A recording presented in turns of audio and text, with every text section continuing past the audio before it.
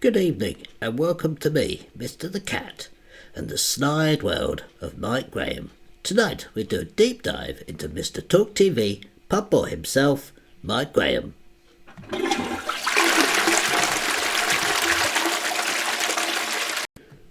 Hello there, yes.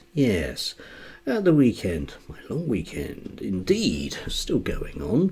Had the misfortune to watch Mike Graham doing a hatchet job on Gary Lineker, really horribly snide.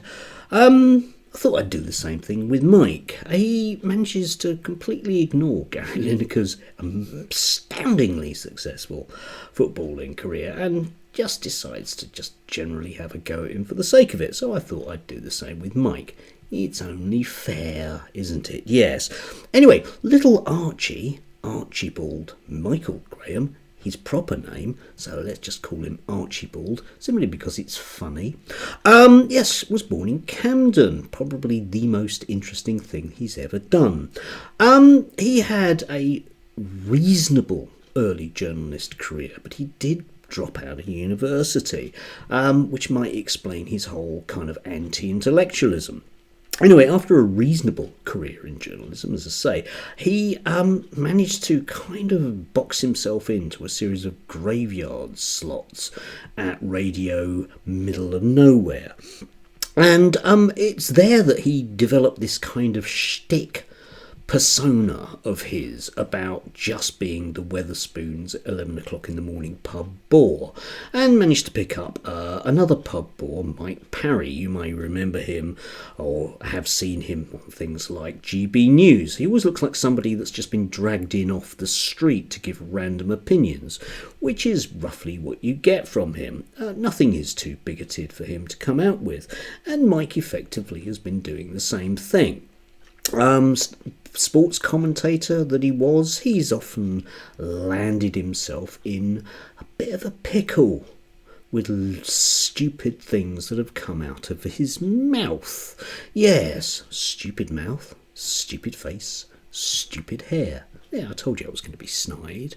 Anyway, you probably best remember him for this. Morning, Mike. Oh, hello. What are you glued to, Cameron? Just your screen, unfortunately. Unfortunately? What do you do for a living, Well, Cameron? I'm a carpenter. A carpenter, right. So how safe is that for the climate? Well, I work with timber, which is a much more sustainable material rather than concrete. I also But you work with retrofit- trees that have been cut down then, don't you? It's a sustainable building practice How is it sustainable if you're killing trees? because it's regenerative. You can grow trees. Right. Well, you can grow all sorts of things, can't you?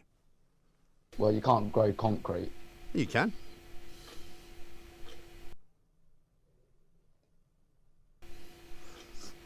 See you, Cameron. Cheerio. That was Cameron. He grows trees and then cuts them down and then makes things from them. Brilliant. Marvellous. I don't think I ever want to talk to any of those people. Yes. You see, that didn't go the way that he was planning. You see, the point of that was that Mike was expecting the guy to be a student. He wasn't, and Mike didn't know where to go with it, so he terminated it. I haven't found a shot of it, but later on in the afternoon he went on with Jeremy Kahn. He tried to explain that in fact you can grow concrete, and he'll still do this. You can find him on Twitter at 1 o'clock in the morning, have a go at his usual suspects. Anyone that's got a beard, is a teacher or rides a bike, he'll correct their grammar. Quite why he's doing that at 1 o'clock in the morning, I have no idea. But there you go. I suppose it makes him happy. Anyway, there you have it. Mr. Archibald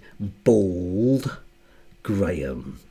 Yes, very, very nasty, snide individual whose, I don't know, his only job is to have no opinions whatsoever and invite his mates on where he grills them with his brilliant interview technique. Let's have a look at that. But let's talk just briefly once more about the migrant thing, because it has been a big week, and we are talking to Henry Bolton about it later on. But the Bibby Stockholm has proved to be yet another kind of, sideshow, hasn't it? And it's not really going to solve anything. It's probably never going to be full of anybody. But actually, of course, the reality is it was going to be more than filled up just by yesterday's arrivals alone. Well, there's not enough 750 room. were waiting for the, Not enough for the room. exact Can you imagine? number. I mean, not enough room in one barge for the people that arrived in one day. We always knew this was the case. I mean, the whole thing has been a sort of a distraction and a sideshow from the reality, which is the government has utterly failed to protect our borders. That's the bottom line. They are wasting huge sums of our cash, and the backlog grows. And what I can say is, just to give you a little sort of heads up, is that there is going to be an exclusive that I'm going to be revealing on Sunday morning. Okay. So watch this space. I should look forward to that. Yeah,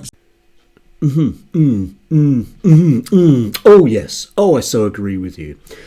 Brilliance. Yeah. Anyway, that's Archibald for you.